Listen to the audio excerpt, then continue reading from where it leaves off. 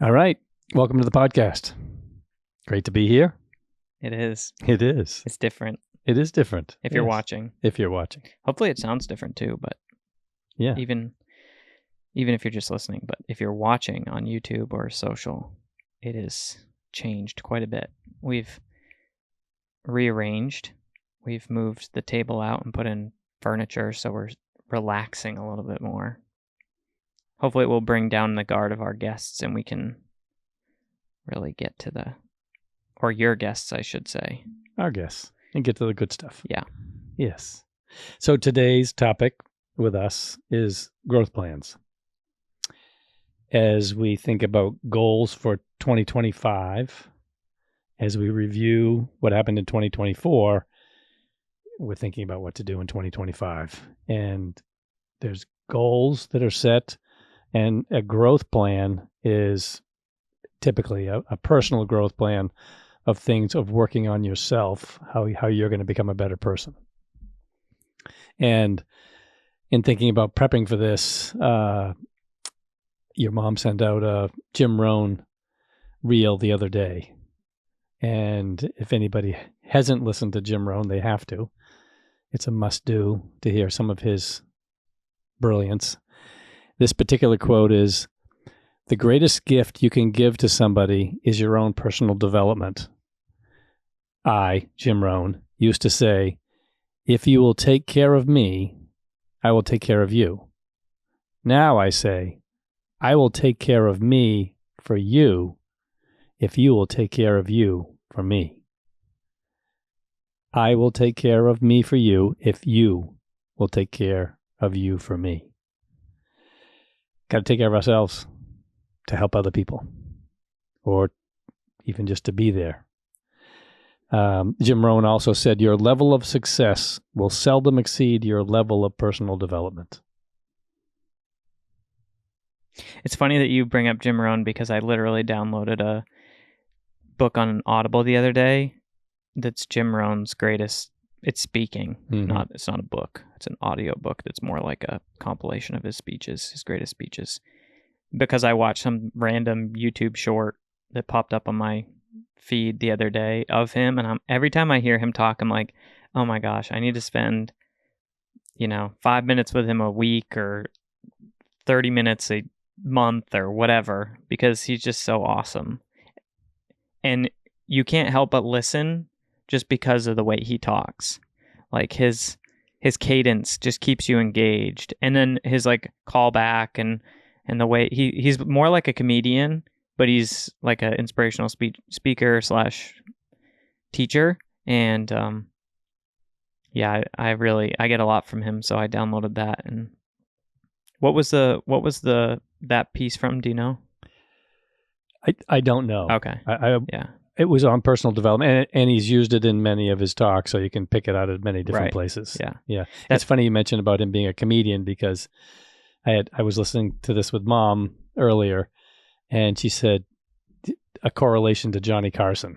He kind of has that Johnny Carson flow, and even looks a little bit of Johnny Carson. Yeah, he has like a sing-songy cadence to him. I'm sure he perfected it. Yeah. It was probably a little bit natural, and he just developed it over time. Yeah. So a growth plan is really a customized blueprint for your life. And it starts with purpose. What's going to bring you the most happiness in your life? And it's always where you're at.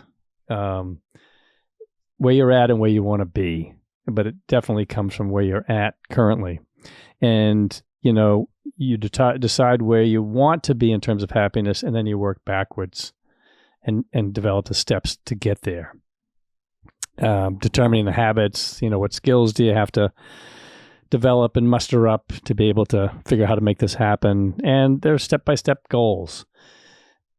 And in my and your growth plan development that we've done, it was part of a Keller Williams class called Bold.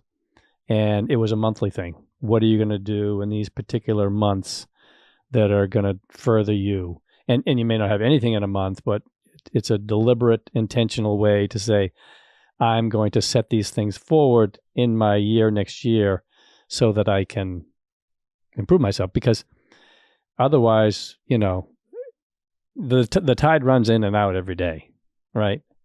And there's an hour on each side, roughly, of slack tide. And if you are in the slack tide, you don't go anywhere.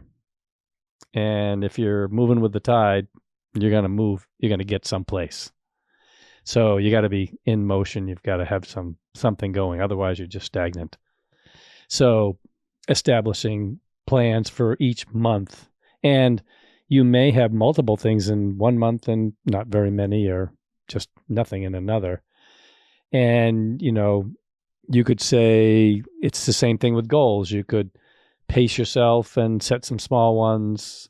You could go after some really big goals or big growths in your own development. I'm going to take a class I'm going down to Florida in March. That's a big stretch for me. And if I didn't, and I set that plan in place in August, I think, of 2024.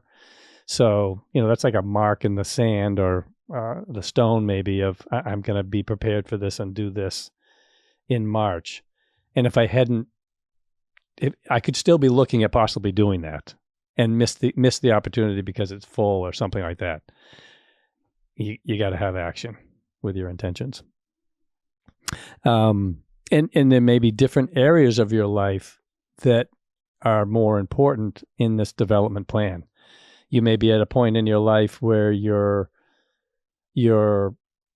relationships with specific people is the highest priority, and you base your growth plan around those.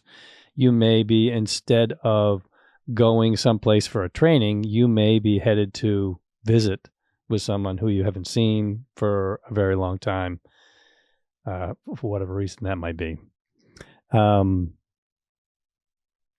And again, it's not just for those people. You could say, I'm really stuck and I don't know where I'm going, so I've got to do something. I've got to break away from where I am right now. And that's really not, that's part of what a growth plan is, or that's part of who it's for. It's also for somebody who's, you're on the go. You've got things in motion in your life, and it's equally as important in that particular case to make a plan, because if you don't have a plan, you're just going to continue to bump along in the same process that you are, and you can't be your best self if you're not improving yourself. Very simple we all want to be really great at what we do, or we should strive to be great at what we do, and you can get lost in that greatness, I think, to some extent.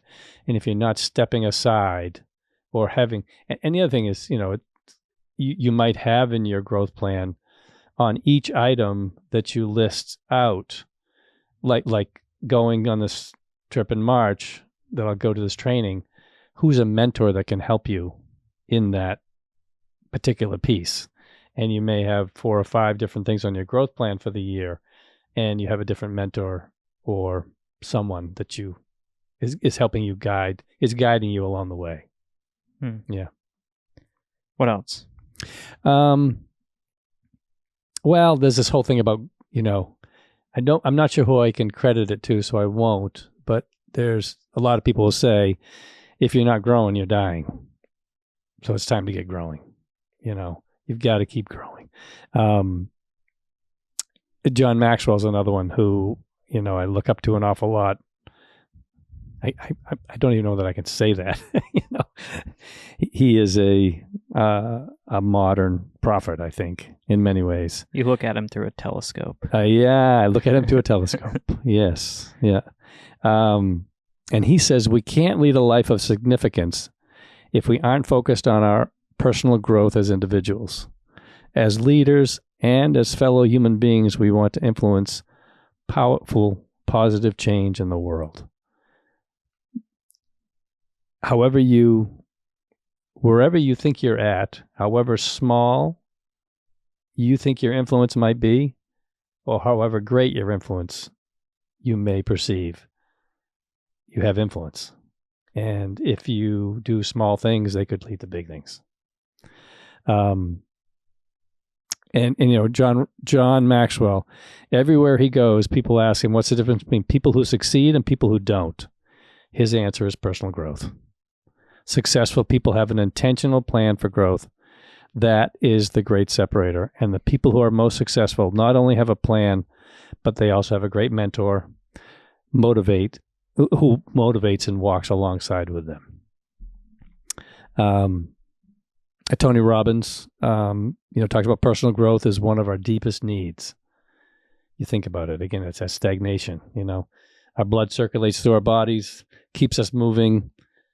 When do you feel your highest energy? When you're, making progress, when you've got that personal growth going on, in any aspect of your life. And in Tony Robbins' 3 things, he says, in order to really develop and work on a personal development program, you have to ask yourself these 3 questions. What do you really want? What's preventing you from having it? And how do you change your life now? Pretty straightforward questions, but again, isn't there something that says it may not be easy, but it's simple? Is that how it goes? Yeah, it's not simple. It's not easy. It's simple, not easy. Simple, not easy. That's right. Yeah. It's all simple. Yeah. Okay, what else? Well, then it just goes into more about what do you really want? And then, drilling down into that, what's preventing you? And then how do you change your life now? And it's just an exercise to go through to figure out how you're going to make change. Okay, so to develop this plan, it's a monthly plan. And one perhaps easy way to start this would be a particular book or something you're going to read.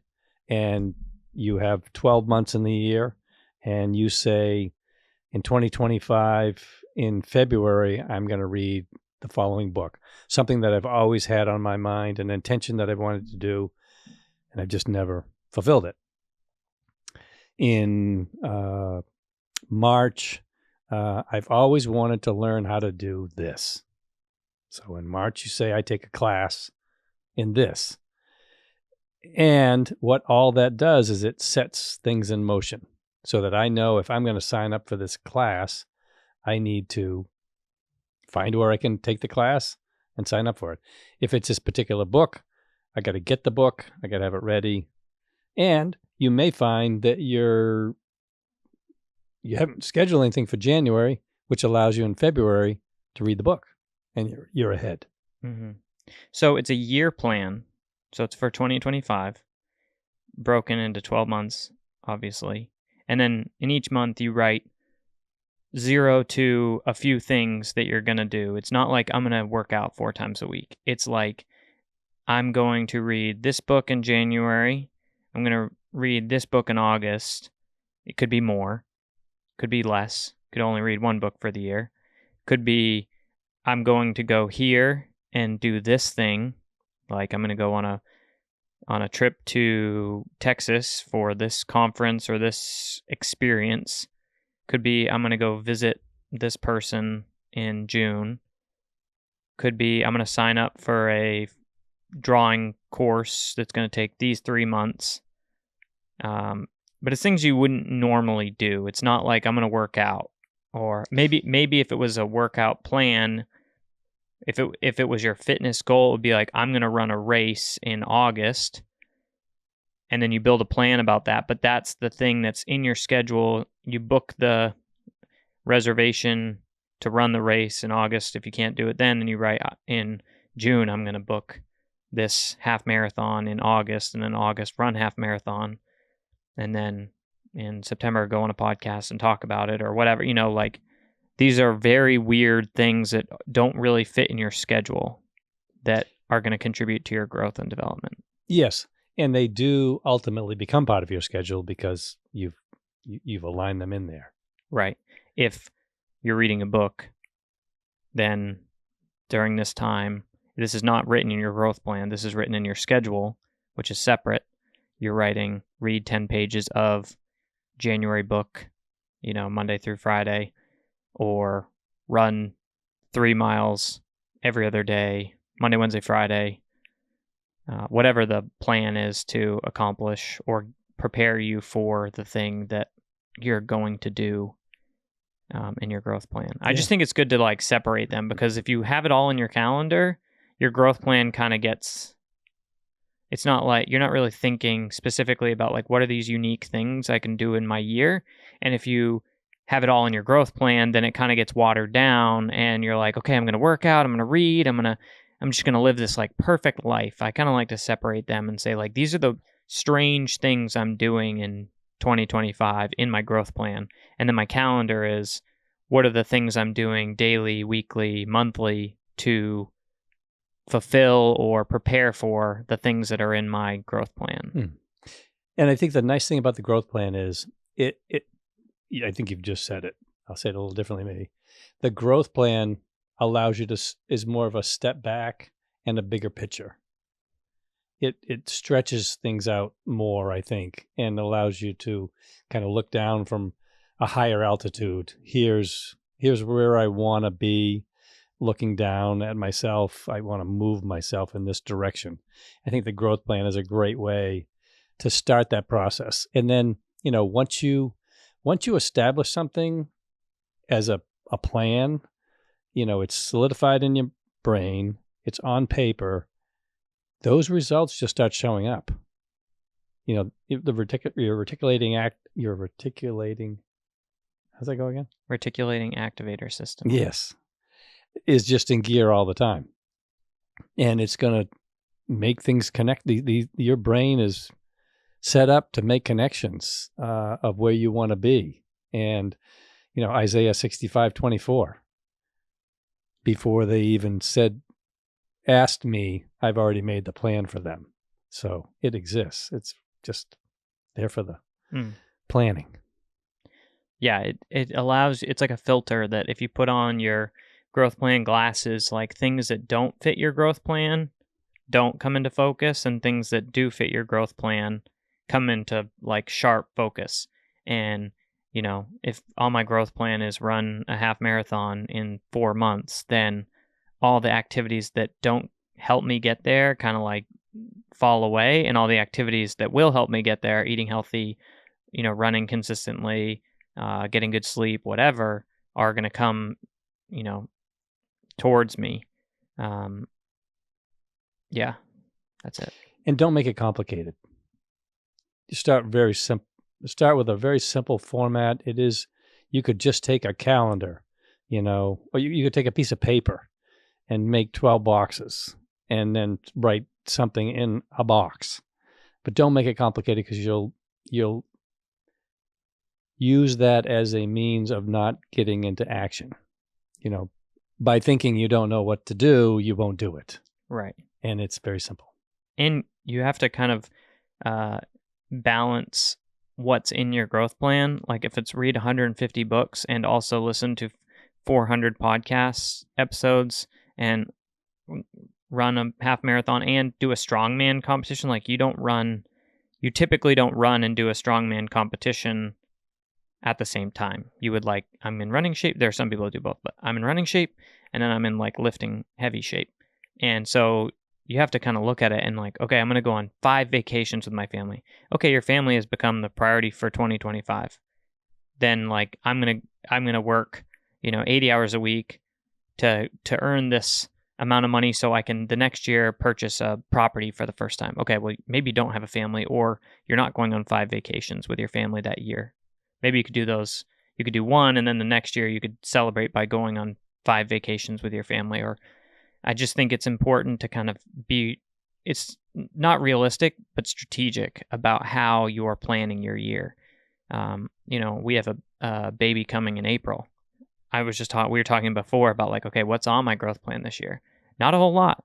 A few. I think you could say a whole lot. Well, yeah, exactly. My growth plan is to grow my family. Yeah. So that means being really one of the things in my growth plan. It's a negative space within my growth plan is take time off after the baby comes. It seems like nothing. Okay, that's not something in my growth plan. No, it's absolutely something in my growth plan.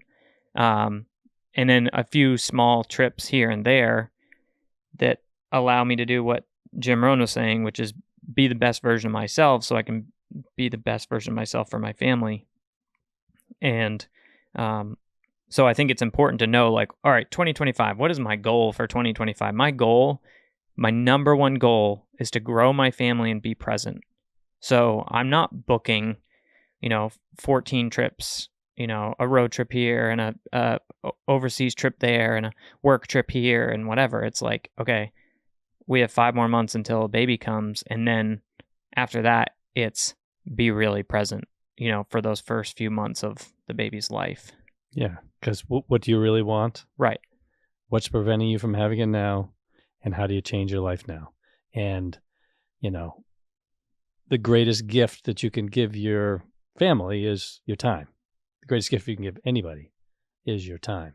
And allocating that now is never more important than any other time. Where do you want to go next with this? I think, if anybody had any thoughts, concerns, questions about how to do a growth plan, they should contact us. Happy to talk them through it. It was foreign to me, I must admit. When I didn't write down a growth plan until I was probably 52 or 53 years old. And I took this Keller Williams class probably 13 or 14 times. And every time we did a growth plan, and the first 3 times, I barely made it through it. It didn't click for me. It took a while. And I think I was avoiding it because I was making it complicated. Once I made it straightforward, no problem. But it took me a while to get there. Because I had to get there. The other thing is, you before you learn about a growth plan or you've ever done a formal exercise of it, you don't really have a net to catch things that would fit in a growth plan. Like before we started, I was like, okay, wait, let me think about this. I haven't written my growth plan for 2025 yet. What are the things I already have done? Because I just do them. And then what are the things I haven't written in yet that I'm like, okay, I need to make sure I add this to my growth plan. Before you ever do a growth plan, you may be casually putting things in your schedule that are growth oriented. It doesn't mean you're not a growth oriented person. It just means you've never written a formal growth plan for the next year. Once you do it once, then the next year you're seeing opportunities come and you've got this net to catch them of, ooh, that would fit great for my fourth quarter travel event. If you go to 4 events a year, 1 a quarter, that kind of keep you in the game and keep you like, okay, we're reevaluating. What are we doing this quarter? What are we doing this year? That's amazing. If you've never done a growth plan, you might be stoked to add one of those events to your next year for the first time ever. If you've done a growth plan 14 times in bold, then in November you're writing your growth plan and you're going to 3 conferences which have already been booked or at least scheduled. You have your road races with Lucian. You have what are some other things that you've got maybe in your growth plan that you're thinking about for next year? Just to give people more examples. Well, I think before I jump into that, you got buckets that these all fall into generally. You get, I use personal first, professional, health, and spiritual. Everything. I could put finance. There's really 7 different buckets you could have, but if you boil them down, they kind of fall into professional, personal, physical, and spiritual. And that's what you want to be thinking about. And you may choose to focus just on one of those elements in your growth plan because that is what's absolutely the most important thing. I think also as you start to develop your growth plan, you'll find that your mind will start to open up to other possibilities that will find themselves on your growth plan. So for me, my growth plan, you're right. If I look at my work that I do, I will go to a couple of Keller Williams conferences that we always go to. I'll do this John Maxwell training, which is in March. I will train, for bike ride with Lucian. and that's a year-long thing. I will do one of my growth plans for next year is for my physical body. I've been, your brother-in-law, my son, Aaron is very into functional patterns, and that's something that I'm going to incorporate into a plan of how I do that. I'm saying this out loud. I'm going to work on sprinting in 2025. I have, because of my RAS activating, I have been seeing a lot of gray-haired men sprinting in videos and things that I've been watching, and we need to keep our bodies moving, and that's what our body ultimately is designed to do. So that's part of it. And then personally, how I allocate my time is a big focus in my growth plan for next year, and to have established a better boundary of how much time I'm working versus how much time I'm spending with my family, Laurie and you guys. Mm-hmm. Yeah. So you offered to help people with this. What would that look like? Let's say I call you and I'm like, hey, Rick, I don't know. Never done a growth plan. Want to do one. What would you, was that like a 30-minute phone call, you think? Depends. Yeah, probably. Could depends on the person, probably. Yeah. Could be a 5-minute conversation. I might send them to a resource and say, here's the best way to get you kicked off on a growth plan. It might be a 20-minute conversation. It could be an hour long. It might be coffee. It might be, lunch sometime. Mm-hmm. Something like that. Okay. And you would kind of explain what it is. One of the things that I have watched this so many times. I've taken Bold enough times where I took it at 22 or whatever, 22 or 23. And so I didn't really have a map for what reality was outside of the education. You're in school from 6 until you're 22 and you don't know anything about the real world. And so I entered the real world with Bold as my framework. So I didn't have to unlearn 10 years or 20 years of whatever pattern I just kind of fell into. I watched a lot of 40 to 60 somethings that had spent 20 years in the workplace or 40 years in the workplace and developed maybe great patterns, and they were tweaking some things, or other people that were like, wow, I just might as well throw everything out and start completely new, and everywhere in the middle. And a lot of people, when you encounter something like this, or you're changing the way you look at things, or you're trying to implement a new system, they face some kind of resistance. We have talked about the book, The War of Art. And he talks about the resistance to the muse, kind of like creativity. You feel this resistance, or I need to do this thing. There's always that resistance of like, maybe I don't want to, or some kind of limiting belief. And I could imagine, and I have seen before, and you talked a little bit about it, like, I don't know how to do a growth plan. I'm not a realtor. I don't have a conference to go to, or I'm not going to run a race, or I'm not. So I don't know, maybe you could talk a little bit about how to open yourself up when you do feel that resistance, or, recognizing that resistance as like, hey, this is a sign that you need this, not whatever. So maybe, do you have anything to say about that? So it makes me think about something that I heard just the other day, that the thing that you are avoiding the most may be what you're after, what's most important. And you would really do well to find someone that can help you through it. Maybe it's someone who you know. It may be someone / a resource. It may be someone who can put you in touch with a resource that's helpful, depending on how, some people are not open.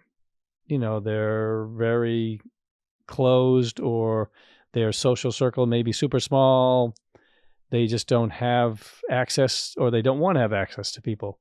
Well, there's a lot of bad things on the internet. There's a lot of good things on the internet as well. And, if you Googled growth plan, you'd find a ton of resources. And regardless of however the conversation went with somebody, I would definitely steer them in the direction of people who have a lot more knowledge about this, for sure. I mean, people build their livelihood around helping people write growth plans. Okay, so that's great. I think it's good to know that there's resources out there. Obviously, you're not like the one guy talking about this. There's coaches, there's people in your community that you could reach out to. Either they've explicitly raised their hand as someone that helps people with something like this, or you just kind of get the sense that this person is the kind of person that would do this kind of thing. So what are some final thoughts on a growth plan that you would pass along before we wrap up here? Start somewhere. Do it. Monitor it. Keep track of it throughout the year. Use it as a means of seeing progress or a place to come back to. Find accountability. If you're accountable to yourself in a good way, great. If you need some accountability, there may be somebody who can help you. Could be a friend, a spouse, family member, church member, somebody who can help you with your accountability. Because you will grow and develop and be a better you at the end of even accomplishing just one thing in your growth plan for the year. Yeah. Awesome. Well, great. If people want to reach out to you to get some help with a growth plan, obviously we said you'd be glad to do that. Our real estate number is 207-319-4162. You can also email info@bissonrealestate.com and we'll get you connected with Rick. Or you can text too, is fine. And if people are watching on YouTube, be sure to like the video and subscribe. And if you're watching on social media, make sure you follow us and send it to friends. It helps us to know what people are impacted by. We can see when someone sends something. We can't see that you sent it, but we can see that it was sent. So if we see that stuff is saved, liked, sent, we know, okay, we're moving in the right direction. And we can make better content and bring more value and serve our community better. And if you're just listening on a podcast app, be sure to subscribe to the podcast and send it to a friend. If you feel like you get something out of this, make sure to share it with someone. I'm the biggest shill of podcasts ever, so I send too many probably. Some people don't send any, and that's as criminal as what I'm doing. So be sure to share it, and we will be back soon with more episodes from this comfy podcast studio that we're working on. Thank you, Juliet. Yeah, thank you, Juliet. And hopefully we'll have some exciting guests coming up soon in the new year. Yes. So that's all I got. Love you, Benjamin. Love you too. Thanks.